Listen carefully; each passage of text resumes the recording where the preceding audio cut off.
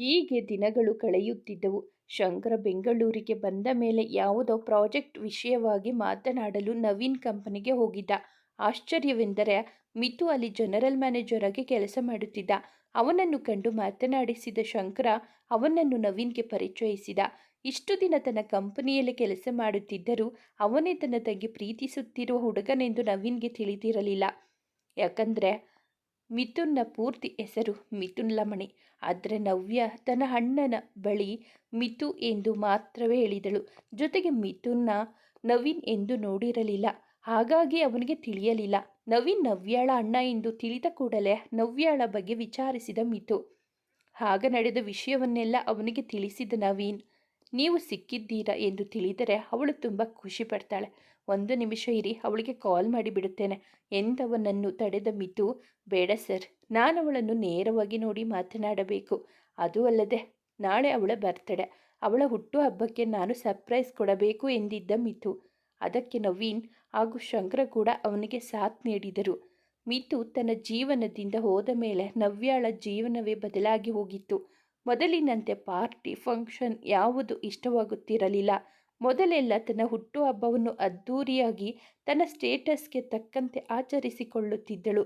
ಮಿತು ಹೋದಾಗಿನಿಂದ ಅವಳ ಹುಟ್ಟುಹಬ್ಬವನ್ನೇ ಆಚರಿಸಿಕೊಂಡಿರಲಿಲ್ಲ. ಎಲ್ಲರೂ ಅವಳಿಗೆ ವಿಶ್ ಮಾಡುತ್ತಿದ್ದರೂ ಅವಳಿಗೆ ಅದರಲ್ಲಿ ಆಸಕ್ತಿ ಇರಲಿಲ್ಲ. ಹಾಗಾಗಿ ಯಾರೂ ಸಹ ಅವಳ ಹುಟ್ಟುಹಬ್ಬ ಆಚರಿಸಲು ಬಲವಂತ ಮಾಡಿರಲಿಲ್ಲ. ಒಂದು ರೀತಿ ಯಾಂತ್ರಿಕವಾದ ಜೀವನ ಅವಳದಾಗಿತ್ತು. ಮಿತು ಇಂದಲ್ಲ ನಾಳೆ ನನ್ನನ್ನು ಹುಡುಕಿಕೊಂಡು ಬಂದೇ ಬರುತ್ತಾನೆ ಎಂಬ ನಂಬಿಕೆಯಿಂದಲೇ ಇನ್ನೂ ಜೀವಂತವಾಗಿದ್ದಳು. ಮಿತು ಜೊತೆ ಕಳೆದ ಕೆಲವು ದಿನದ ಮಧುರ ನೆನಪುಗಳೇ ಅವಳಿಗೆ ಜೀವನಾಡಿಯಾಗಿತ್ತು. ಅವಳ ಬರ್ತಡೇ ದಿನ ಮಧ್ಯರಾತ್ರಿ 12 ಗಂಟೆಗೆ ಅವಳ ಬರ್ತಡೇ ಆಚರಿಸಲು ನಿರ್ಧರಿಸಲಾಯಿತು. ರಾಖಿಯ ಮನೆಯ ಗಾರ್ಡನ್ ಏರಿಯಾದಲ್ಲಿ ಸಿಂಪಲ್ ಆಗಿ ಬರ್ತಡೇ ಪಾರ್ಟಿ ಅರೇಂಜ್ಮೆಂಟ್ ಕೂಡ ಆಯಿತು. ಸಮಯ 11:45 ಆಗಿತ್ತು. ಶಂಕರ ನವ್ಯಾಗೆ ಕಾಲ್ ಮಾಡಿ ತಕ್ಷಣವೇ ರಾಖಿಯ ಮನೆಗೆ ಹೊರಟು ಬಾ ಎಂದು ಗಾಬರಿಯಿಂದ ಹೇಳಿ ಕಾಲ್ ಕಟ್ ಮಾಡಿದ. ಅವಳು ಮತ್ತೆ ಕಾಲ್ ಮಾಡಿದರೆ ಸ್ವಿಚ್ ಆಫ್ ಎಂದು ಬರುತ್ತಿತ್ತು. ಮತ್ತೇನು ಅನಾಹುತವಾಗಿದೆಯೋ ಎಂದುಕೊಂಡು ರಾಖಿಯ ಮನೆ ಕಡೆ ಹೆಜ್ಜೆ ಹಾಕಿದಳು ನವ್ಯ. ರಾಖಿ ಹಾಗೂ ನವ್ಯ ಮನೆಗೆ 2 ಮನೆಗಳ ಅಂತರವಷ್ಟೇ. 2 ನಿಮಿಷದಲ್ಲಿ ಅವನ ಮನೆ ಗೇಟ್ ಬಳಿ ಇದ್ದಳು. ನೋಡಿದ್ರೆ ಒಳಗೆಲ್ಲ ಕತ್ತಲು, ಸುತ್ತಮುತ್ತ ಎಲ್ಲ ಕಡೆ ಪವರ್ ಇದೆ. ಆದರೆ ಇಲ್ಲೇನಾಯಿತು ಎಂದುಕೊಂಡೆ ಗೇಟ್ ದಾಟಿ ಒಳ ಬಂದಳು. ಡಮ್ ಎನ್ನುವ ಶಬ್ದ ಕೇಳಿ ಕಿವಿ ಹಿಡಿದು ಕಿರುಚಿಬಿಟ್ಟಿದ್ದಳು. ಆದರೆ ಅವಳ ಮೇಲೆ ಹೂವಿನ ಮಳೆ ಸುರಿಯುತ್ತಿತ್ತು. ತಕ್ಷಣವೇ ಎಲ್ಲ ದೀಪಗಳು ಹೊತ್ತಿಕೊಂಡು ಭಾರತೀಯ ವಾತಾವರಣ ಸೃಷ್ಟಿಯಾಗಿತ್ತು. ಎಲ್ಲರೂ ಅವಳ ಮುಂದೆ ಬಂದು ಸರ್ಪ್ರೈಸ್ ಎಂದಿದ್ದರು. ಆದರೆ ನವ್ಯ ಮಾತ್ರ ಮುಖ ಊದಿಸಿಕೊಂಡಿದ್ದಳು. ಅದನ್ನು ಕಂಡ ನವೀನ್, ಕಮಾನ್ ನವ್ಯ, ಇವತ್ತು ನಿನ್ನ ಬರ್ತಡೆ, ನೀನು ಖುಷಿಯಾಗಿರಬೇಕು, ಹೀಗೆ ಮುಖ ಊದಿಸ್ಕೊಂಡ್ರೆ ಹೇಗೆ ಎಂದವನಿಗೆ ನನಗೆಷ್ಟು ಭಯವಾಯಿತು ಗೊತ್ತಾ. ಅಷ್ಟಕ್ಕೂ ಇದನ್ನೆಲ್ಲ ಅರೇಂಜ್ ಮಾಡುವ ಅವಶ್ಯಕತೆಯಾದರೂ ಏನಿತ್ತು ಎಂದಿದ್ದಳು ನವ್ಯ. ಮುಂದೆ ಬಂದ ಶಂಕರ ತನ್ನ ಕಿವಿಗಳನ್ನು ಹಿಡಿದುಕೊಂಡು, ಸಾರಿ ಕಣೆ, ನಾವೆಲ್ಲ ನಿನಗೋಸ್ಕರ ಅಂತ ಸರ್ಪ್ರೈಸ್ ಪ್ಲಾನ್ ಮಾಡಿದ್ವಿ ಸೊ ಎಂದವನು. ಅವಳ ಕೈಗೆ ಒಂದು ಕವರ್ ಇತ್ತು. ಇದರಲ್ಲಿ ಡ್ರೆಸ್ ಮತ್ತು ಜ್ಯುವೆಲ್ಸ್ ಇದೆ, ಹೋಗಿ ಬೇಗ ರೆಡಿಯಾಗಿ ಬಾ ಎಂದವನಿಗೆ. ನನಗೆ ಇದರಲ್ಲೆಲ್ಲ ಆಸಕ್ತಿ ಇಲ್ಲ ಶಂಕರ, ಪ್ಲೀಸ್ ನನ್ನ ಪಾಡಿಗೆ ನನ್ನ ಬಿಟ್ಟು ಬಿಡಿ ಎಂದು ಅಲ್ಲಿಂದ ಹೊರಡಲು ಸಿದ್ಧವಾದಳು. ಅವಳನ್ನು ತಡೆದ ನವೀನ್, ಪುಟ್ಟ, ನಾನು ನಿನಗೋಸ್ಕರ ಸ್ಪೆಷಲ್ ಗಿಫ್ಟ್ ತಂದಿದ್ದೇನೆ, ಅದು ಕೂಡ ಬೇಡವಾ ಎಂದಿದ್ದ. ಅದಕ್ಕವಳು, I am not interested bro ಎಂದು ಹೊರಟವಳನ್ನು ತಡೆದಿದ್ದ ಶಂಕರನ ಮಾತು, ನಿನಗೆ ನಿನ್ನ ಮಿತು ಬೇಡ್ವಾ ಎಂದು ಕೂಡಲೇ ಅವಳ ಮುಖ ಅರಳಿತು. ಹಿಂದಿರುಗಿ ಬಂದವಳು, ಶಂಕರ, ಮಿತು ಬಂದಿದ್ದಾನಾ, ಎಲ್ಲಿದ್ದಾನೆ ಎಂದು ಎಲ್ಲ ಕಡೆಯೂ ನೋಡಿದಳು. ಕೂಲ್ ಡೌನ್ ನವ್ಯ, ಮಿತು ಇಲ್ಲಿಗೆ ಬಂದಿಲ್ಲ, ಆದರೆ ಅವನು ಎಲ್ಲಿದ್ದಾನೆ ಎನ್ನುವ ವಿಷಯ ತಿಳಿಯಿತು. ಈಗ ನೀನು ನಾವು ಹೇಳಿದ ಹಾಗೆ ಕೇಳಿದ್ರೆ ನಾಳೆ ಬೆಳಗ್ಗೆ ನಿನ್ನನ್ನು ಮಿಥುನ ಬಳಿ ಕರೆದುಕೊಂಡು ಹೋಗ್ತೇವೆ ಎಂದಿದ್ದ ಶಂಕರ. ಅದನ್ನು ಕೇಳಿದವಳು, ಈಗೇನು ನಾನು ಡ್ರೆಸ್ ಹಾಕ್ಕೊಂಡು ಬರಬೇಕು ಅಷ್ಟೇ ತಾನೆ ಎಂದವಳು ಅವನ ಕೈಯಲ್ಲಿದ್ದ ಕವರ್ ಪಡೆದು ಒಳಗೆ ಓಡಿದಳು. ನಕ್ಷತ್ರ ಅವಳಿಗೆ ರೆಡಿಯಾಗಲು ಸಹಾಯ ಮಾಡುತ್ತೇನೆಂದು ಅವಳು ಸಹ ನವ್ಯಾಳ ಹಿಂದೆ ಹೋದಳು. ಸ್ವಲ್ಪ ಸಮಯದಲ್ಲಿ ನವ್ಯ ದಂತದ ಗೊಂಬೆಯಂತೆ ರೆಡಿಯಾಗಿದ್ದಳು. ಎಲ್ಲವೂ ನಕ್ಷತ್ರಳ ಕೈಚಳಕ. ಮಿತು ಸಿಕ್ಕಿದ್ದಾನೆ ಎಂದು ಕೇಳಿದ ಮೇಲೆ ನವ್ಯ ಮುಖದಲ್ಲಿ ಒಂದು ರೀತಿಯ ಕಳೆ ಬಂದಿತ್ತು. ಎಲ್ಲರ ಆಸೆಯಂತೆ ರೆಡಿಯಾಗಿ ಬಂದು ಕೇಕ್ ಕಟಿಂಗ್ ಕೂಡ ಮಾಡಿದಳು. ನಂತರ ಎಲ್ಲರೂ ಸೇರಿ, ನಿನಗಾಗಿ ನಮ್ಮೆಲ್ಲರ ಕಡೆಯಿಂದ ಒಂದು ಸರ್ಪ್ರೈಸ್ ಗಿಫ್ಟ್ ಇದೆ ಎಂದಿದ್ದರು. ಅದೇನೆಂದು ಕುತೂಹಲದಿಂದ ತಿರುಗಿದವಳ ಮುಂದೆ ನಿಂತಿದ್ದ ಇದು ಕನಸೋ ನನಸೋ ಒಂದು ತಿಳಿಯದಾಗಿತ್ತು ನವ್ಯಾಗೆ ಮಿಥುನ ನೋಡಿ. ಅವನನ್ನೇ ನೋಡುತ್ತಾ ಹಾಗೆ ಮೈಮರೆತು ನಿಂತು ಬಿಟ್ಟಳು. ಅದಾಗಲೇ ಅವಳ ಕಂಗಳು ತುಂಬಿತ್ತು. ಅವಳ ಹತ್ತಿರ ಬಂದ ಮಿತು, ಯಾಕೆ ನವ್ಯ, ನಾನು ಬಂದಿದ್ದು ನಿನಗೆ ಇಷ್ಟವಾಗಲಿಲ್ಲವಾ ಎಂದವ ನನ್ನು ಗಟ್ಟಿಯಾಗಿ ತಬ್ಬಿಕೊಂಡು ಹತ್ತು ಬಿಟ್ಟಿದ್ದಳು. ಅದನ್ನು ಕಂಡು ಮಿತು ಕಣ್ಣಲು ನೀರು ಜಿನುಗಿತ್ತು. ಅವಳ ತಲೆ ಸವರಿ ಸಮಾಧಾನ ಮಾಡಿದವನು, ಪ್ಲೀಸ್ ನವ್ಯ, ಅಳ್ಬೇಡಮ್ಮ, ನನ್ನಿಂದ ಸಾಯಿಸೋಕ್ಕಾಗಲ್ಲ ಎಂದವನಿಂದ ದೂರ ಸರಿದವಳು, ಈಗ ನನ್ನ ನೆನಪಾಯ್ತ ನಿನಗೆ? ಇಷ್ಟು ವರ್ಷ ಬೇಕಾಯ್ತ ನನ್ನನ್ನು ನೋಡಲು? ನಿನಗಾಗಿ ನಾನು ಕಾಯುತ್ತಿದ್ದೇನೆ ಎಂದು ನಿನಗೆ ಗೊತ್ತಿತ್ತು ತಾನೆ? ಮತ್ತೇಕೆ ಬರಲಿಲ್ಲ? ಐ ಹೇಟ್ ಯು ಎಂದವಳು ಅಳುತ್ತಲೇ ಅವನಿಗೆ ಬೆನ್ನು ಮಾಡಿ ನಿಂತು ಮುಖ ಹುದಿಸಿಕೊಂಡಳು. ಇನ್ನು ಇವರಿಬ್ಬರ ಏಕಾಂತಕ್ಕೆ ಭಂಗ ತರುವುದು ಬೇಡ ಎಂದು ಎಲ್ಲರೂ ಅಲ್ಲಿಂದ ಹೊರಟರು. ಅವಳ ಸನಿಹ ಬಂದ ಮಿತು ಅವಳನ್ನು ಹಿಂದೆಯಿಂದ ಬಳಸಿ ಎಲ್ಲವನ್ನು ಹೇಳುತ್ತೇನೆ, ನಾನು ನಿನಗಾಗಿ ಅಷ್ಟು ದೂರದಿಂದ ಬಂದಿದ್ದೇನೆ, ಹೀಗೇನಾ ನೀನು ನನ್ನನ್ನು ಮಾತನಾಡಿಸೋದು ಎಂದರೂ ಅವಳ ಕೋಪ ಕಡಿಮೆಯಾಗಲಿಲ್ಲ. ಅವನಿಂದ ಬಿಡಿಸಿಕೊಂಡು ದೂರ ಹೋಗಿ ನಿಂತಳು. ಅವಳನ್ನು ತನ್ನತ್ತ ತಿರುಗಿಸಿಕೊಂಡು ಅವಳ ಸೊಂಟ ಬಳಸಿ ತನ್ನತ್ತ ಎಳೆದುಕೊಂಡಿದ್ದ ಮಿತು. ಅವಳು ಕೊಸರಾಡಿದಷ್ಟು ತನ್ನ ಹಿಡಿತ ಬಿಗಿಗೊಳಿಸಿ ಅವಳ ಅದರಗಳಿಗೆ ತನ್ನ ಅದರಗಳನ್ನು ಸೇರಿಸಿ ದೀರ್ಘವಾಗಿ ಚುಂಬಿಸಿದ್ದ. ಮೊದಮೊದಲು ನವ್ಯ ಅದನ್ನು ನಿರಾಕರಿಸಿದರೂ ನಂತರ ಅವನ ಮುತ್ತಿನ ಮತ್ತಲೇ ಕಳೆದು ಹೋದಳು. ನಾಚಿಕೆಯಿಂದ ಅವನ ಎದೆಗೊರಗಿದ್ದವಳು, ನಿನ್ನನ್ನು ತುಂಬ ಮಿಸ್ ಮಾಡಿಕೊಂಡೆ ಮಿತು, ನೀನು ಮತ್ತೆ ನನಗೆ ಸಿಗ್ತೀಯೋ ಇಲ್ಲವೋ ಎಂದು ಭಯವಾಗಿತ್ತು ನನಗೆ ಎಂದಿದ್ದಳು. ನನ್ನ ಉಸಿರು ಕಣೆ ನೀನು, ನೀನಿಲ್ಲದೆ ನಾನಿರಲು ಹೇಗೆ ಸಾಧ್ಯ ಹೇಳು ಎಂದವನಿಗೆ ಮತ್ತೇಕೆ ಇಷ್ಟು ದಿನ ನನ್ನನ್ನು ನೋಡಲು ಬರಲಿಲ್ಲ ಮಿತು ಎಂದು ಪ್ರೀತಿಯಿಂದಲೇ ಕೇಳಿದಳು. ಎಲ್ಲವನ್ನು ಹೇಳುತ್ತೇನೆ ನವ್ಯ, ನಾನು ಬರಬೇಕೆಂದುಕೊಂಡರೂ ನನ್ನ ಜವಾಬ್ದಾರಿಗಳು ನನ್ನನ್ನು ಕಟ್ಟಿಹಾಕಿದ್ವು. ನಾನು ರಜೆಗೆಂದು ಹೊರಟಾಗ ನೀನು ಬರ್ತೀಯ ಎಂದು ಬಹಳ ಕಾದೆ. ನೀನು ಬರದೇ ಇದ್ದಾಗ ಕಾಲ್ ಕೂಡ ಮಾಡಿದೆ, ಆದರೆ ನಾಟ್ ರೀಚಬಲ್ ಎಂದು ಬರುತ್ತಿತ್ತು. ಫ್ಲೈಟ್ಗೆ ಸಮಯವಾಗಿದ್ದರಿಂದ ಮನೆ ತಲುಪಿದ ಕೂಡಲೇ ನಿನಗೆ ಕಾಲ್ ಮಾಡಬೇಕೆಂದುಕೊಂಡೆ, ಆದರೆ ನಾನು ಮನೆ ತಲುಪುವ ವೇಳೆಗೆ ನನ್ನ ಫೋನ್ ಕಳೆದು ಹೋಗಿತ್ತು. ಅದೆಲ್ಲಿ ಕಳೆದುಕೊಂಡೆ ಎಂಬುದೇ ನನಗೆ ನೆನಪಿಲ್ಲ. ಹೊಸ ಸಿಮ್ ತೆಗೆದುಕೊಂಡರಾಯಿತು ಎಂದುಕೊಂಡು ಮನೆಯೊಳಗೆ ಕಾಲಿಟ್ಟವನನ್ನು ಸ್ವಾಗತಿಸಿದ್ದು ಅಲ್ಲಿನ ಸಮಸ್ಯೆಗಳು. ಅಪ್ಪನ ಬಿಸಿನೆಸ್ನಲ್ಲಿ ಸಾಕಷ್ಟು ಸಮಸ್ಯೆಗಳು ತಲೆದೂರಿದ್ದವು. ಕಂಪನಿಯ ಒಳಗಿರುವವರೇ ಮೋಸ ಮಾಡಲಾರಂಭಿಸಿದ್ದರು. ಕಂಪನಿ ಲಾಸ್ನಲ್ಲಿ ನಡೆಯಲು ಶುರುವಾಗಿತ್ತು. ಈ ವಿಷಯ ತಿಳಿದು ನನ್ನ ತಂಗಿಯ ಮದುವೆ ಕೂಡ ಕ್ಯಾನ್ಸಲ್ ಆಯಿತು. ಅದೇ ಕೊರಗಿನಿಂದ ಅಪ್ಪನಿಗೆ ಹಾರ್ಟ್ ಅಟ್ಯಾಕ್ ಆಗಿ ತೀರಿ ಹೋದರು. ಸಾಲಗಾರರ ಕಾಟ ಶುರುವಾಯಿತು. ಕೊನೆಗೆ ಮನೆ, ಕಂಪನಿ ಎಲ್ಲವನ್ನು ಕಳೆದುಕೊಂಡು ನಾವು ಬೀದಿಗೆ ಬಿದ್ದೆವು. ಆಗ ನಮಗೆ ಆಶ್ರಯ ಕೊಟ್ಟಿದ್ದು ಅಜ್ಜಿಯೇ. ಎಲ್ಲರೂ ಮೈಸೂರಿನಲ್ಲಿ ಅಜ್ಜಿಯ ಮನೆಗೆ ಶಿಫ್ಟ್ ಆದೆವು. ಹೇಗೋ ಅಜ್ಜಿಗೆ ಒಂದು ಸ್ವಂತ ಮನೆ ಇದ್ದಿದ್ದರಿಂದ ಸಮಸ್ಯೆ ಏನೂ ಆಗಲಿಲ್ಲ. ಅಜ್ಜಿಗೆ ಪೆನ್ಷನ್ ಬರುತ್ತಿದ್ದರಿಂದ 3 ಹೊತ್ತಿನ ಊಟಕ್ಕೇನು ಕೊರತೆ ಇರಲಿಲ್ಲ. ಆದರೆ ನನ್ನ ಮೇಲೆ ಜವಾಬ್ದಾರಿಗಳಿದ್ದವು. ಅಪ್ಪನ ಸಾಲ ತೀರಿಸಿ ಮನೆಯನ್ನು ಬಿಡಿಸಿಕೊಳ್ಳಬೇಕಿತ್ತು.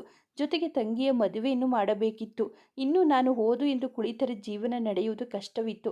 ಹಾಗಾಗಿ ನನ್ನ ಓದಿಗೆ ತಿಲಾಂಜಲಿ ಆಡಿ ಕೆಲಸ ಹುಡುಕಲು ಶುರು ಮಾಡಿದೆ. ಕೊನೆಗೂ ನನ್ನ ಪ್ರಯತ್ನಕ್ಕೆ ಫಲ ಸಿಕ್ಕಿತು. ಒಂದು ಪ್ರತಿಷ್ಠಿತ ಕಂಪನಿಯಲ್ಲಿ ನನಗೆ ಕೆಲಸ ಸಿಕ್ಕಿತು. ಅಲ್ಲಿಗೆ ಹೋಗುವ ಮೊದಲು ನಿನ್ನನ್ನು ನೋಡಬೇಕೆಂಬ ಆಸೆಯಿಂದ ಕಾಲೇಜಿಗೆ ಬಂದೆ. ಆದರೆ ನೀನು ಕಾಲೇಜಿಗೆ ಬರುತ್ತಿಲ್ಲ ಎಂಬುದು ತಿಳಿಯಿತು. ಹೇಗೋ ನಿನ್ನ ಅಡ್ರೆಸ್ ಕಲೆಕ್ಟ್ ಮಾಡಿಕೊಂಡು ಬೆಂಗಳೂರಿಗೆ ನಿಮ್ಮ ಮನೆಗೆ ಹೋದೆ. ಆದರೆ ಮನೆಯಲ್ಲಿ ಯಾರೂ ಇರಲಿಲ್ಲ. ಎಲ್ಲರೂ ಮನೆ ಬಿಟ್ಟು 1 ತಿಂಗಳ ಮೇಲಾಯಿತು. ಇನ್ನೂ ಮನೆಗೆ ಬಂದಿಲ್ಲ ಎಂದಿದ್ದ ಸೆಕ್ಯೂರಿಟಿ ಗಾರ್ಡ್ ಎಲ್ಲಿಗೆ ಹೋಗಿದ್ದಾರೆಂದು ಕೇಳಿದರೆ ಅದು ಅವನಿಗೂ ತಿಳಿದಿರಲಿಲ್ಲ. ಮೊನ್ನೆ ತಿಳಿಯಿತು. ಆಗ ನೀನು ಆಕ್ಸಿಡೆಂಟ್ ಆಗಿ ಕೋಮಾದಲ್ಲಿದ್ದೆ ಎಂದು. ಕೊನೆಗೂ ಬೇರೆ ದಾರಿ ಕಾಣದೆ ಅರೆ ಮನಸ್ಸಿನಿಂದಲೇ ಕೋಲ್ಕತ್ತಾಗೆ ಹೊರಟೆ. ಅಲ್ಲಿಗೆ ಹೋದ 1 ತಿಂಗಳಲ್ಲಿ ಅಜ್ಜಿ ಕೂಡ ತೀರಿಕೊಂಡ್ರು. ಹಾಗಾಗಿ ಅಮ್ಮ ಹಾಗೂ ತಂಗಿಯನ್ನು ಕೋಲ್ಕತ್ತಾಗೆ ಕರೆದುಕೊಂಡು ಹೋಗಿ ಮನೆ ಮಾಡಿದೆ. 1 ವರ್ಷದಲ್ಲಿ ನನಗೆ ಪ್ರಮೋಷನ್ ಕೂಡ ಸಿಕ್ತು. ಆದರೆ ಇನ್ನೂ ಹೆಚ್ಚಿನ ಪ್ರಮೋಷನ್ಗಾಗಿ ನಾನು MBA ಮುಗಿಸಬೇಕಿತ್ತು. ಹಾಗಾಗಿ ಜಾಬ್ ಮಾಡಿಕೊಳ್ಳುತ್ತಲೇ ಕರೆಸ್ಪಾಂಡೆಂಟ್ನಲ್ಲಿ MBA ಮುಗಿಸಿದೆ. ನನ್ನ ಓದು, ಜಾಬ್ ಹಾಗೂ ಜವಾಬ್ದಾರಿಗಳ ಮಧ್ಯೆ ನಿನ್ನನ್ನು ಮೀಟ್ ಮಾಡಲು ಆಗಲೇ ಇಲ್ಲ. ಹೇಗೋ 3-4 ವರ್ಷಗಳಲ್ಲೇ ಒಂದಷ್ಟು ಹಣ ಕೂಡಿಟ್ಟು ನನ್ನ ತಂಗಿಯ ಮದುವೆಯನ್ನು ಅದ್ಧೂರಿಯಾಗಿ ಮಾಡಿ ಮುಗಿಸಿದೆ. ಉಳಿದ ಹಣದೊಂದಿಗೆ ಒಂದಷ್ಟು ಲೋನ್ ತೆಗೆದು ಅಪ್ಪನ ಮನೆಯನ್ನು ಬಿಡಿಸಿಕೊಂಡೆ. ಅದೆಲ್ಲ ಆದ ಕೂಡಲೇ ನಿನ್ನನ್ನು ಸೇರುವ ಆಸೆಯಿಂದ ಮೈಸೂರಿಗೆ ಬಂದೆ. ಆದರೆ ಅಷ್ಟರಲ್ಲಿ ನೀವು ಆ ಮನೆಯನ್ನು ಮಾರಿ ಬೇರೆ ಕಡೆ ಹೋಗಿದ್ರಿ ಎಂದು ತಿಳಿಯಿತು. ಆದರೆ ನೀವು ಇಲ್ಲೇ ಎಲ್ಲೋ ಬೆಂಗಳೂರಿನಲ್ಲಿ ಇರುತ್ತೀಯ ಎಂದು ಅಲ್ಲೇ ಒಂದು ಕೆಲಸ ಹಿಡಿದು ಬೆಂಗಳೂರಿನಲ್ಲಿ ನೆಲೆಸಿದೆ. ಬೇರೆ ಕಡೆಯಿಂದ ಒಳ್ಳೆಯ ಆಫರ್ ಬಂದರೂ ಅಲ್ಲಿಂದ ಹೋಗಲಾಗದೆ ಬೆಂಗಳೂರಿನಲ್ಲಿಯೇ ಉಳಿದೆ. ವೀಕೆಂಡ್ ಬಂದಿದೆಂದರೆ ಸಾಕು ಇಡೀ ಬೆಂಗಳೂರು ಸುತ್ತುತ್ತಿದ್ದೆ. ನೀನು ಎಲ್ಲಾದರೂ ಕಾಣುತ್ತೀಯೇನೋ ಎಂಬ ಆಸೆಯಿಂದ. ಆದರೆ ನೀನು ಅಲ್ಲಿ ಇರಲಿಲ್ಲವಲ್ಲ. ಈಗ 1 ವರ್ಷದ ಕೆಳಗೆ ನಾನು ನಿಮ್ಮ ಕಂಪನಿಗೆ ಕೆಲಸಕ್ಕೆ ಸೇರಿದೆ. ಆದರೆ ಅದು ನಿಮ್ಮ ಕಂಪನಿ ಎಂದು ನನಗೆ ತಿಳಿದಿರಲಿಲ್ಲ. 3 ದಿನಗಳ ಕೆಳಗೆ ಶಂಕರ ನಮ್ಮ ಕಂಪನಿಗೆ ಬಂದಾಗಲೇ ನನಗೂ ತಿಳಿದಿದ್ದು ಅದು ನಿಮ್ಮ ಕಂಪನಿ ಎಂದು ಎನ್ನುತ್ತಾ ತನ್ನ ಕಥೆಯನ್ನೆಲ್ಲ ಅವಳ ಮುಂದೆ ಹೇಳಿಕೊಂಡಿದ್ದ.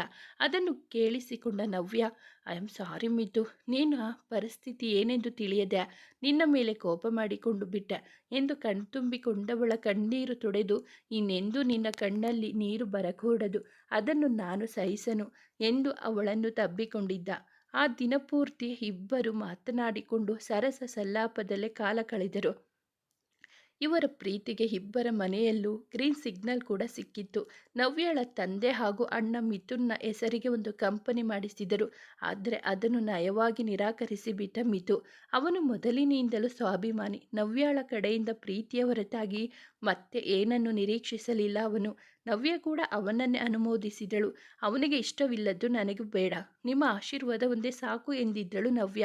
ನವ್ಯ ಬದಲಾಗಿದ್ದಾಳೆ ಎಂದು ಎಲ್ಲರಿಗೂ ಗೊತ್ತಿತ್ತಾದರೂ ಅವಳು ಇಷ್ಟೊಂದು ಬದಲಾಗಿರಬಹುದು ಎಂದು ಯಾರೂ ಅಂದುಕೊಂಡಿರಲಿಲ್ಲ. ಇಬ್ಬರ ಮದುವೆಯ ದಿನಾಂಕ ಆಗಲೇ ನವ್ಯಾಗೆ ಗೌರಿ ಹಾಗೂ ಶಂಕರ ವಿಷಯ ತಿಳಿದು ನಾಟಕವಾಡಿದ್ದು. ಅಲ್ಲಿ ನಡೆಯುವುದು ನವ್ಯ ಹಾಗೂ ಮಿಥು ಮದುವೆ ಎಂಬುದು ಎಲ್ಲರಿಗೂ ಗೊತ್ತಿತ್ತು, ಗೌರಿ ಒಬ್ಬಳನ್ನು ಬಿಟ್ಟು. ಹೀಗೆ ನಡೆದ ವಿಷಯವನ್ನೆಲ್ಲ ಗೌರಿಗೆ ತಿಳಿಸಿದಳು ನವ್ಯ. ಈ ವಿಷಯಗಳನ್ನೆಲ್ಲ ಕೇಳಿ ಗೌರಿಗೂ ಬಹಳ ಆಶ್ಚರ್ಯವಾಗಿತ್ತು.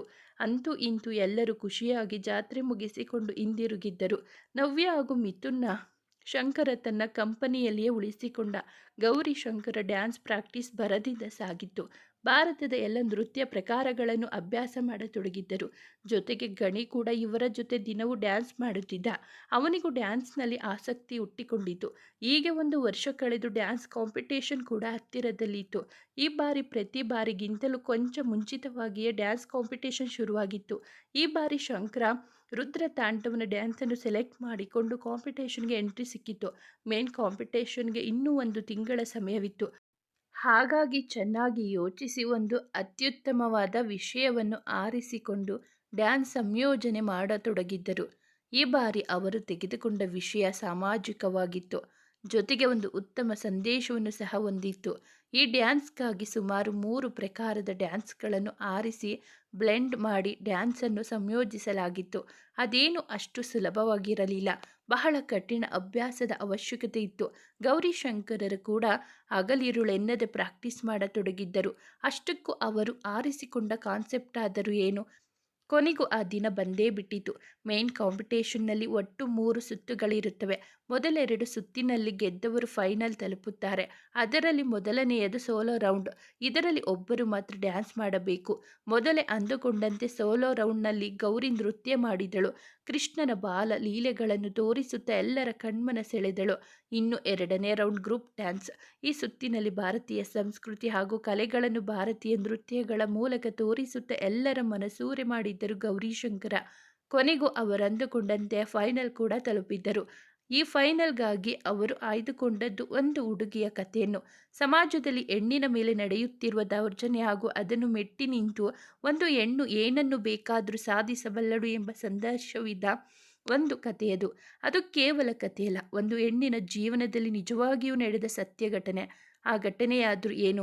ಒಂದು ಮಧ್ಯಮ ವರ್ಗದಲ್ಲಿ ಹುಟ್ಟಿದ ಹೆಣ್ಣು ಮಗಳು. ಹೆಣ್ಣು ಎಂಬ ಕಾರಣಕ್ಕೆ ಅವಳನ್ನು ಕಂಡರೆ ತಾತ್ಸಾರ. ಚೆನ್ನಾಗಿ ಓದಬೇಕೆಂಬ ಆಸೆ ಇದ್ದರೂ ಅವಳು ಹೆಣ್ಣು ಎಂಬ ಕಾರಣಕ್ಕೆ ಅರ್ಧದಲ್ಲಿ ಓದು ಬಿಡಿಸಿ ಮದುವೆ ಮಾಡಿದ್ರು. ಗಂಡನ ಮನೆಯಲ್ಲೂ ಯಾವ ಸುಖವನ್ನು ಅನುಭವಿಸಲಿಲ್ಲ ಅವಳು. ಸದಾ ಅನುಮಾನ ಪಡುವ ಗಂಡನ ಕಾಟ ತಾಳಲಾರದೆ ಮನೆ ಬಿಟ್ಟು ಬಂದಳು. PUC ಕೂಡ ಮುಗಿಸದ ಅವಳಿಗೆ ಎಲ್ಲೂ ಕೆಲಸ ಸಿಗಲಿಲ್ಲ. ಕೊನೆಗೆ ಯಾವುದೋ ಒಂದು ಗಾರ್ಮೆಂಟ್ಸ್ನಲ್ಲಿ ಕೆಲಸ ಹಿಡಿದಳು. ಸಂಜೆಯ ಶಾಲೆಗೆ ಸೇರಿ ಓದಲು ಪ್ರಾರಂಭಿಸಿದಳು. ಕಣ್ಣು ಕುಕ್ಕುವ ಸೌಂದರ್ಯ ಅವಳದು. ಕಾಮುಕರಿಂದ ತಪ್ಪಿಸಿಕೊಳ್ಳುತ್ತಾ ಹೇಗೋ ಜೀವನ ಸಾಗಿಸುತ್ತಿದ್ದಳು. ಅವಳಿಷ್ಟದಂತೆ ಓದಿ ಡಿಗ್ರಿ ಕೂಡ ಮುಗಿಸಿದಳು. ಅದೇ ಸಮಯದಲ್ಲಿ ಒಬ್ಬ ವ್ಯಕ್ತಿ ಅವಳ ಮುಂದೆ ತನ್ನ ಪ್ರೇಮ ನಿವೇದನೆಯನ್ನು ಮಾಡಿಕೊಂಡಿದ್ದ. ಆದರೆ ಆ ಹುಡುಗಿಗೆ ಸಂಸಾರದ ಬಗ್ಗೆ ಯಾವ ಆಸೆಗಳು ಉಳಿದಿರಲಿಲ್ಲ. ಇರುವ ತನಕ ಸಮಾಜಕ್ಕೆ ತನ್ನ ಕೈಲಾದ ಸೇವೆಯನ್ನು ಮಾಡಬೇಕೆಂದುಕೊಂಡಿದ್ದಳು. ಹಾಗಾಗಿ ಅವನ ಪ್ರೀತಿಯನ್ನು ನಿರಾಕರಿಸಿದಳು. ಆದರೆ ಅದಕ್ಕೆ ಅವಳಿಗೆ ಸಿಕ್ಕ ಬಳುವಳಿ ಆಸಿಡ್ ದಾಳಿ. ಇಷ್ಟಾದ ಮೇಲೂ ಹೇಗೋ ಬದುಕುಳಿದ ಅವಳು ತನ್ನ ಛಲವನ್ನು ಬಿಡದೆ ಓದಿ IAS ಪಾಸ್ ಮಾಡಿ ಜಿಲ್ಲಾಧಿಕಾರಿಯಾದಳು. ಸಮಾಜ ಕಂಟಿದ್ದ ಪಿಡುಗುಗಳನ್ನು ತೊಲಗಿಸುತ್ತಾ ಸಮಾಜ ಸೇವೆ ಮಾಡುತ್ತಾ ದೊಡ್ಡ ಸಾಧನೆಯನ್ನು ಮಾಡಿದಳು. ಇದೇ ಕಥೆಯನ್ನು ಕೇವಲ 5 ನಿಮಿಷಗಳಲ್ಲಿ ತಮ್ಮ ಡ್ಯಾನ್ಸ್ನಲ್ಲಿ ತೋರಿಸಿ ಎಲ್ಲರಿಂದಲೂ ಚಪ್ಪಾಳೆ ಗಿಟ್ಟಿಸಿಕೊಂಡರು ಗೌರಿ ಹಾಗೂ ಶಂಕರ. ಎಷ್ಟೋ ಜನ ಈ ಕತೆ ನೋಡಿ ಆನಂದ ಬಾಷ್ಪ ಸುರಿಸಿದರು. ಎಲ್ಲರ ಮನಮುಟ್ಟುವಂತೆ ಮಾಡಿದ್ದ ಆ ಡ್ಯಾನ್ಸ್ಗೆ ಜಡ್ಜ್ಗಳ ಕಡೆಯಿಂದಲೂ ಪ್ರಶಂಸೆ ದೊರೆಯಿತು. ಕೊನೆಗೂ ಡ್ಯಾನ್ಸ್ ಚಾಂಪಿಯನ್ಶಿಪ್ ಗೌರಿ ಶಂಕರರ ಕೈ ಸೇರಿತು. ಸುಮಾರು 25 ವರ್ಷಗಳ ನಂತರ ಈ ಬಹುಮಾನ ಭಾರತಕ್ಕೆ ದೊರೆತದ್ದು ಒಂದು ಹೆಮ್ಮೆಯೇ ಸರಿ. ಅಲ್ಲಿಂದ ಅವರಿಬ್ಬರು ವಾಪಸ್ಸಾದ ಮೇಲೆ ಅವರಿಬ್ಬರಿಗೆ ಅನೇಕ ಸನ್ಮಾನಗಳು ನಡೆದವು. ಸುಮಾರು 1 ತಿಂಗಳ ಕಾಲ ಬರೀ TV ಇಂಟರ್ವ್ಯೂಗಳಲ್ಲಿ ಸನ್ಮಾನಗಳಲ್ಲಿ ಕಳೆದು ಹೋಯಿತು. ಶಂಕರ ಕೂಡ ಡ್ಯಾನ್ಸ್ನಲ್ಲಿ ಗೆದ್ದಿದ್ದಕ್ಕೆ ಎಲ್ಲರಿಗೂ ಪಾರ್ಟಿ ಕೊಡಿಸಿದ. ಹೀಗೆ ದಿನಗಳು ಕಳೆದವು. ಅಂದು ಅವರಿಬ್ಬರ ಮದುವೆಯ ವಾರ್ಷಿಕೋತ್ಸವ. ಅವರಿಬ್ಬರು ಒಂದಾದ ಮೇಲೆ ಬರುತ್ತಿರುವ ಮೊದಲ ವಾರ್ಷಿಕೋತ್ಸವ ಇದು. ಯಾಕಂದರೆ ಕಳೆದ ವರ್ಷ ಇದೇ ಸಮಯದಲ್ಲಿ ಗೌರಿ ಆಸ್ಪತ್ರೆಯಲ್ಲಿದ್ದಳು. ಗೌರಿ ಏನೋ ಬೆಳಗ್ಗೆ ಬೇಗ ಎದ್ದು ಸ್ನಾನ ಮಾಡಿ ಸಂಭ್ರಮದಿಂದ ರೆಡಿಯಾದಳು. ಆದರೆ ಪಾಪ ಶಂಕರ ಅವಳಿಗೆ ವಿಶ್ ಕೂಡ ಮಾಡದೆ, ಏನಿವತ್ತು ಗೌರಿ ಮೇಡಮ್ ಇಷ್ಟು ಚೆನ್ನಾಗಿ ರೆಡಿಯಾಗಿದ್ದೀರಾ, ಎಲ್ಲಿಗೆ ಸವಾರಿ ಎಂದು ಕೇಳಿದ್ದ. ಅವನ ಮಾತು ಕೇಳಿ ಅವಳಿಗೆ ಬೇಸರವಾಗಿತ್ತು. ಇಂದು ಆ್ಯನಿವರ್ಸರಿ ಇರುವ ವಿಷಯವನ್ನು ಹೇಳಿಬಿಡೋಣ ಎಂದುಕೊಂಡಳು. ಆದರೆ ಅವಳ ಮನಸ್ಸು ಸಮ್ಮತಿಸಲಿಲ್ಲ. ನೋಡೋಣ, ಸಂಜೆಯ ಒಳಗಾದರೂ ಸಾಹೇಬ್ರಿಗೆ ನೆನಪಾಗಬಹುದು ಎಂದುಕೊಂಡು ಸುಮ್ಮನಾದ್ಲು. ಅವಳು ಹಾಗೆ ನಿಂತಂದು ಕಂಡು, ಹಲೋ ಮೇಡಮ್, ನಿಮ್ಮನ್ನು ಕೇಳಿದ್ದು ಎಂದವನಿಗೆ, ಏನೂ ಇಲ್ಲ, ದೇವಸ್ಥಾನಕ್ಕೆ ಹೊರಟಿದ್ದೆ ಅಷ್ಟೇ ಎಂದಳು. ಎಷ್ಟು ಮುದ್ದಾಗಿ ಕಾಣ್ತಿದ್ಯಾ ಗೊತ್ತಾ ಇವತ್ತು ಎಂದವನಿಗೆ, ಎಂದಷ್ಟು ಹೇಳಿ ಸುಮ್ಮನಾದಳು. ಅವನು ಅವಳ ಕೆನ್ನೆಗೊಂದು ಸಿಹಿ ಮುತ್ತನ್ನಿತ್ತು. ಲುಕಿಂಗ್ ಗಾರ್ಜಿಯಸ್ ಎಂದು ಅವಳ ಕಿವಿಯಲ್ಲುಸಿರಿದ. ಅಲ್ಲಿಂದ ಮಂಗಮಾಯವಾಗಿದ್ದ. ಅಂದು ದಿನಪೂರ್ತಿ ಶಂಕರನಿಂದ ಕಾಲ್ ಬರಬಹುದೇನೋ ಎಂದೇ ಕಾಯುತ್ತಿದ್ದಳು. ಆದರೆ ಸಂಜೆಯಾಗುತ್ತಾ ಬಂದರೂ ಶಂಕರನಿಂದ ಯಾವುದೇ ಮೆಸೇಜ್ ಆಗಲಿ ಕಾಲ್ ಆಗಲಿ ಬರಲೇ ಇಲ್ಲ. ಛೆ, ಈ ಗಂಡಸರೆಷ್ಟು, ನಾವು ಸಿಗುವವರಿಗೂ ಎಲ್ಲವೂ ನೆನಪಿರುತ್ತದೆ. ಈಗ ನೋಡು, ನಮ್ಮ ಮದುವೆಯಾದ ದಿನ ಕೂಡ ನೆನಪಿಲ್ಲ ಇವನಿಗೆ. ಶಂಕರ ಕೂಡ ಎಲ್ಲ ಗಂಡಸರಂತೆಯೇ ಆಗಿಬಿಟ್ಟಿದ್ದಾನೆ. ನಾನು ಮರೆತರೂ ಅವನು ಮರೆಯುವುದಿಲ್ಲ ಎಂದುಕೊಂಡಿದ್ದೆ. ಎಲ್ಲ ನನ್ನ ಭ್ರಮೆ ಅಷ್ಟೆ ಎಂದು ಮುಖ ಊದಿಸಿಕೊಂಡು ಕುಳಿತಳು. ಛೆ, ನಾನೇಕೆ ಹೀಗೆ ಟಿಪಿಕಲ್ ಹೆಂಡತಿಯರ ಹಾಗೆ ಯೋಚಿಸುತ್ತಿರುವೆ. ಅವನು ವಿಶ್ ಮಾಡದಿದ್ರೇನಂತೆ, ನನ್ನನ್ನು ಎಷ್ಟು ಪ್ರೀತಿಸುತ್ತಾನೆ ಎಂದು ನನಗೆ ಗೊತ್ತು. ಆಗಿರುವಾಗ ಚಿಂತೆ ಏಕೆ? ಅಷ್ಟಕ್ಕೂ ಈ ದಿನ ಮುಗಿಯಲು ಇನ್ನೂ ತುಂಬ ಸಮಯವಿದೆ. ಅವನೇನಾದರೂ ಸರ್ಪ್ರೈಸ್ ಪ್ಲಾನ್ ಮಾಡಿರಬಹುದು ಎಂದುಕೊಂಡು ತನಗೆ ತಾನೇ ಸಮಾಧಾನ ಪಟ್ಟುಕೊಂಡಳು. ಕೊನೆಗೆ ಅವಳೇ ಅವನಿಗೆ ಕಾಲ್ ಮಾಡಿದ್ರು. ರಿಸೀವ್ ಮಾಡಿದ್ದವನು, ನಾನೊಂದು ಮೀಟಿಂಗ್ನಲ್ಲಿ ಬ್ಯುಸಿ ಇದ್ದೇನೆ, ನಂತರ ಕಾಲ್ ಮಾಡ್ತೇನೆ ಎಂದವನು ಅವಳಿಗೆ ಕಾಲ್ ಮಾಡಿದ್ದು 1 ಗಂಟೆಯ ನಂತರವೇ. ಕಾಲ್ ಮಾಡಿದವನು, ಗೌರಿ, ನನ್ನ ಕಬೋರ್ಡ್ನಲ್ಲಿ ಒಂದು ಕವರ್ ಇದೆ, ಅದನ್ನು ತೆಗೆದು ನೋಡು ಎಂದಿದ್ದ. ಅದನ್ನು ತೆಗೆದವಳಿಗೆ ಆಶ್ಚರ್ಯವಾಗಿತ್ತು. ಒಂದು ಸುಂದರವಾದ ಕಾಮನ ಬಿಲ್ಲಿನ ಬಣ್ಣಗಳ ಸೀರೆ ಇತ್ತು. ಅದರಲ್ಲಿ ಶಂಕರ, ಈ ಸೀರೆ ಎಂದವಳಿಗೆ, ನಿನಗಾಗಿ ನಾನು ಆರಿಸಿ ತಂದದ್ದು, ಬೇಗ ಅದನ್ನು ತೊಟ್ಟು ರೆಡಿಯಾಗಿರು, ಇಬ್ಬರು ಹೊರಗೆ ಹೋಗುತ್ತಿದ್ದೇವೆ, ನಾನೇ ಬಂದು ಪಿಕ್ ಮಾಡ್ತೇನೆ ಎಂದಿದ್ದ ಶಂಕರ. ಇವನ್ನೇನೋ ಸರ್ಪ್ರೈಸ್ ಪ್ಲಾನ್ ಮಾಡಿರಬೇಕು ಎಂದುಕೊಂಡವಳು ಬೇಕೆಂದೆ. ಯಾಕೆ ಶಂಕರ, ಇವತ್ತೇನು ವಿಶೇಷ ಎಂದು ಕೇಳಿದಳು. ಅದಕ್ಕವನು, ಇಂದು ನನ್ನ ಸ್ನೇಹಿತನೊಬ್ಬನ ವಿವಾಹ ವಾರ್ಷಿಕೋತ್ಸವವಿದೆ, ಅದಕ್ಕಾಗಿ ಅವನೊಂದು ಬೋಟ್ ಹೌಸ್ ಪಾರ್ಟಿ ಇಟ್ಟುಕೊಂಡಿದ್ದಾನೆ, ನಾವಿಬ್ಬರು ಅದಕ್ಕೆ ಹೋಗುತ್ತಿದ್ದೇವೆ ಎಂದು ಹೇಳಿದ. ಅವನ ಮಾತು ಕೇಳಿ ಗೌರಿಗೆ ಬೇಸರವಾದರೂ ಏನು ಹೇಳದೆ ಸುಮ್ಮನಾಗಿ ಬಿಟ್ಟಳು. ಆದರೂ ಅವನಿಗಾಗಿ ರೆಡಿಯಾದಳು. ಆದರೆ ಶಂಕರ ಎಷ್ಟು ಹೊತ್ತಾದರೂ ಬರಲೇ ಇಲ್ಲ. ಸ್ವಲ್ಪ ಸಮಯದ ನಂತರ ಅವಳಿಗೆ ಕಾಲ್ ಮಾಡಿ, ಸಾರಿ ಮುದ್ದು, ಅರ್ಜೆಂಟಾಗಿ ಒಂದು ಮೀಟಿಂಗ್ ಫಿಕ್ಸ್ ಆಯಿತು, ಹಾಗಾಗಿ ಲೇಟ್ ಆಯಿತು. ಈಗ ನಾನೇ ಬಂದು ನಿನ್ನನ್ನು ಪಿಕ್ ಮಾಡಬೇಕಂದ್ರೆ ತುಂಬ ಸಮಯ ಹಿಡಿಯುತ್ತೆ. ಸೊ ನಾನು ಲೊಕೇಶನ್ ಕಳಿಸ್ತೇನೆ, ನೀನು ಡೈರೆಕ್ಟಾಗಿ ಅಲ್ಲಿಗೆ ಬಂದು ಬಿಡು, ನಾನು ಅಲ್ಲೇ ನಿನ್ನನ್ನು ಜಾಯಿನ್ ಆಗ್ತೇನೆ ಎಂದಿದ್ದ. ಅವನ ಮಾತಿಗೆ ಕೋಪ ಬಂದರೂ ಅವನಿಗೆ ಬೇಸರವಾಗಬಾರದೆಂಬ ಕಾರಣಕ್ಕೆ ಪಾರ್ಟಿಗೆ ಹೊರಟಳು. ಬೋಟ್ ಹೌಸ್ ಬಳಿ ಬಂದವಳಿಗೆ ಅಲ್ಲಿಯ ಕತ್ತಲು ತುಂಬಿದ ವಾತಾವರಣ ಕೊಂಚ ಭಯ ಹುಟ್ಟಿಸಿದಂತೂ ನಿಜ. ಬೋಟ್ ಹೌಸ್ನಲ್ಲಿ ಒಂದು ಚಿಕ್ಕ ಮಿನುಗುವ ದೀಪ ಬಿಟ್ಟರೆ ಮತ್ತೇನು ಕಾಣಲಿಲ್ಲ. ಅಲ್ಲಿ ಪಾರ್ಟಿ ಯಾವ ವಾತಾವರಣವೂ ಇರಲಿಲ್ಲ. ಏನು ಮಾಡುವುದೆಂದು ಯೋಚಿಸುತ್ತಾ ನಿಂತವಳಿಗೆ ಡಮ್ ಎಂಬ ಶಬ್ದ ಕೇಳಿ ಕೊಂಚ ಭಯವಾಯಿತು. ನೋಡಿದರೆ ಅವಳ ಮೇಲೆ ಹೂವಿನ ಮಳೆಯೇ ಸುರಿಯುತ್ತಿತ್ತು. ಇದ್ದಕ್ಕಿದ್ದಂತೆ ಸುತ್ತಮುತ್ತಲು ಬಣ್ಣದ ದೀಪಗಳು ಮಿನುಗುತ್ತಿದ್ದವು. ಅವಳು ಮುಂದೆ ಹೋಗಲು ಹೂವಿನ ಹಾದಿ ಸಿದ್ಧವಾಗಿತ್ತು. ಅದು ಅವಳನ್ನು ಕರೆದೊಯ್ದಿದ್ದು ಒಂದು ಹೂವಿನ ಮಂಟಪಕ್ಕೆ. ಆ ಮಂಟಪದ ಮಧ್ಯದಲ್ಲಿ ಅವಳಿಗಾಗಿ ಶುಭಾಶಯ ಬರೆದ ಕೇಕ್ ಕಾಯುತ್ತಿತ್ತು. ಅಲ್ಲಿ ಬಂದು ಸುತ್ತಮುತ್ತ ಎಲ್ಲಿ ನೋಡಿದ್ರೂ ಶಂಕರ ಕಾಣಲಿಲ್ಲ. ಕೇಕ್ ಮೇಲಿದ್ದ ಬರಹವನ್ನು ಓದುತ್ತಾ ನಿಂತವಳನ್ನು ಹಿಂದೆಯಿಂದ ಬಳಸಿದವನು, ಆ್ಯನಿವರ್ಸರಿ ಮೈ ಡಿಯರ್ ವೈಫಿ ಎನ್ನುತ್ತಾ ಅವಳ ಕೆನ್ನೆಗೊಂದು ಹೂ ಮುತ್ತನ್ನಿಟ್ಟಿದ್ದ. ಅವನ ಕಡೆ ತಿರುಗಿದ ಅವಳು ಮೀ ಟು ಮೈ ಡಿಯರ್ ಹಬ್ಬಿ ಎಂದು ಅವನ ಹಣೆಯನ್ನು ಚುಂಬಿಸಿದಳು. ಇಬ್ಬರು ಸೇರಿ ಕೇಕ್ ಕಟ್ ಮಾಡಿ ಒಬ್ಬರಿಗೊಬ್ಬರು ತಿನ್ನಿಸಿದರು. ಈಗಲೂ ಸಹ ಆಶ್ಚರ್ಯದಿಂದ ಅವನನ್ನೇ ನೋಡುತ್ತಾ ನಿಂತವಳನ್ನು ಕಂಡು ನನಗೆ ಗೊತ್ತು ಮುದ್ದು, ಬೆಳಗ್ಗೆಯಿಂದ ಇದಕ್ಕೆ ತಾನೇ ನೀನು ವೆಯ್ಟ್ ಮಾಡುತ್ತಿದ್ದಿದ್ದು. ನಮ್ಮ ಆ್ಯನಿವರ್ಸರಿಯನ್ನು ಹೇಗೆ ತಾನೇ ಮರೆಯಲು ಸಾಧ್ಯ ಹೇಳು? ಅಂದಿನ ನಮ್ಮ ಮದುವೆ ಆ ಅನಿವಾರ್ಯದ ಕ್ಷಣಗಳನ್ನು ನನ್ನ ಜೀವನದಲ್ಲಿ ಎಂದಿಗೂ ಮರೆಯಲು ಸಾಧ್ಯವಿಲ್ಲ. ಆದರೂ ಯಾವುದೋ ಒಂದು ರೀತಿಯಲ್ಲಿ ನೀನು ನನಗೆ ಸಂಪೂರ್ಣವಾಗಿ ದೊರೆತ ದಿನ ಅದು. ನಮ್ಮ ಪ್ರೀತಿಗೆ ಮದುವೆಯ ಪಾವಿತ್ರತೆ ಕೊಟ್ಟು ಎಂದಿಗೂ ಬಿಡಿಸಲಾಗದ ಬಂಧನದಲ್ಲಿ ನಮ್ಮಿಬ್ಬರನ್ನು ಸೇರಿಸಿದ ಆ ಕ್ಷಣಗಳನ್ನು ನಾನು ಹೇಗೆ ತಾನೇ ಮರೆಯಲು ಸಾಧ್ಯ ಹೇಳು ಎಂದಿದ್ದ. ಅವನ ಎದೆಗೊರಗಿದವಳು, ಎಷ್ಟು ಬೇಗ 10 ವರ್ಷ ಕಳೆದು ಹೋಯಿತು ಅಲ್ವಾ ಶಂಕರ? ಆದರೆ ಈ 10 ವರ್ಷಗಳಲ್ಲಿ ನಮ್ಮಿಬ್ಬರ ನಡುವಿನ ಪ್ರೀತಿ ಮಾತ್ರ ಕೊಂಚವೂ ಕಡಿಮೆಯಾಗಿಲ್ಲ.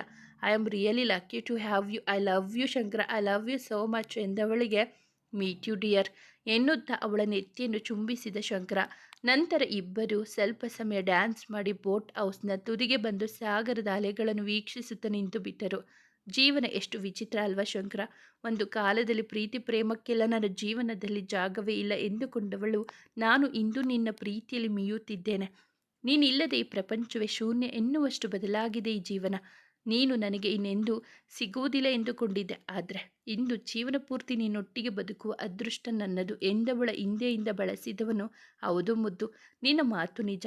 ಒಂದು ಕಾಲದಲ್ಲಿ ಜೀವನ ಎಂದರೇನೆ ಮಜಾ ಮಾಡುವುದು ಎಂದುಕೊಂಡವನು ನಾನು. ಅಂಥವನಿಗೆ ಸಂಬಂಧಗಳ ಬೆಲೆ ಏನೆಂದು ತಿಳಿಸಿಕೊಟ್ಟವಳು ನೀನು. ಭಾರತೀಯ ಸಂಸ್ಕೃತಿಯನ್ನು ನನಗೆ ಪರಿಚಯಿಸಿದವಳು ಈ ನನ್ನ ಮುದ್ದು ಹುಡುಗೆ. ಇಂದು ನಾನು ಅಪ್ಪಟ ಭಾರತೀಯನಾಗಲು ನೀನೇ ಕಾರಣ ಕಣೆ. ನೀನಿಲ್ಲದೆ ಈ ಜೀವನ ಶೂನ್ಯ ಮುದ್ದು ಎಂದಿದ್ದನವ. ಅವನ ಕಡೆ ತಿರುಗಿದವಳು, ಇವತ್ತೆಲ್ಲ ಮಾತಿನಲ್ಲೇ ಮುಗಿಸಬೇಕು ಎಂದುಕೊಂಡಿದ್ದೀಯಾ ಹೇಗೆ? ನನಗದೆಲ್ಲ ಗೊತ್ತಿಲ್ಲ. ಬೆಳಗ್ಗೆಯಿಂದ ನನ್ನನ್ನು ಸತಾಯಿಸಿದ್ದಕ್ಕೆ ನನಗೆ ಏನಾದರೂ ಗಿಫ್ಟ್ ಕೊಡಲೇಬೇಕು ನೀನು ಎಂದವಳನ್ನು ನೋಡಿ ನಕ್ಕವನು ಅವಳನ್ನು ಸನಿಹ ಎಳೆದುಕೊಂಡು ಅವಳ ಅದರಗಳನ್ನು ಬಂಧಿಸಿದ್ದ. ಒಂದು ದೀರ್ಘ ಚುಂಬನದ ನಂತರ ಇಷ್ಟೇ ಸಾಕಾ ಅಥವಾ ಇನ್ನೂ ದೊಡ್ಡ ಗಿಫ್ಟ್ ಬೇಕಾ ಎಂದವನನ್ನು ನೋಡಲಾಗದೆ ನಾಚಿ ನೀರಾಗಿ ತಲೆ ತೆಗೆಸಿ ನಿಂತಿದ್ದಳು ಹುಡುಗಿ. ಅವನು ಒಂದು ಎನ್ವೆಲಪ್ ತೆಗೆದು, ಇದು ನಿನಗಾಗಿ ಒಂದು ಸಣ್ಣ ಗಿಫ್ಟ್ ನನ್ನ ಕಡೆಯಿಂದ ಎಂದು ಅವಳ ಕೈಗಿಟ್ಟಿದ್ದ ಶಂಕರ. ಅದನ್ನು ತೆಗೆದು ನೋಡಿದವಳು ಆಶ್ಚರ್ಯದಿಂದ ಕಣ್ಣರಳಿಸಿದಳು. ಶಂಕರ, ಇದು ನಿಜಾನಾ? ನಮ್ಮ ಇನ್ಸ್ಟಿಟ್ಯೂಟ್ ಆಗಲೇ ರಿಜಿಸ್ಟ್ರೇಷನ್ ಕೂಡ ಆಯಿತಾ ಎಂದವಳಿಗೆ ಹೌದೆಂಬಂತೆ ತಲೆಯಾಡಿಸಿದ್ದನವ. ಹೌದು, ಅದೊಂದು ಡ್ಯಾನ್ಸ್ ಇನ್ಸ್ಟಿಟ್ಯೂಟನ್ ರಿಜಿಸ್ಟರ್ಡ್ ಲೈಸೆನ್ಸ್ ಕಾಫಿ. ಅದು ಗೌರಿ ಹಾಗೂ ಜಗನ್ನಾಥ್ ಅವರ ಕನಸಾಗಿತ್ತು.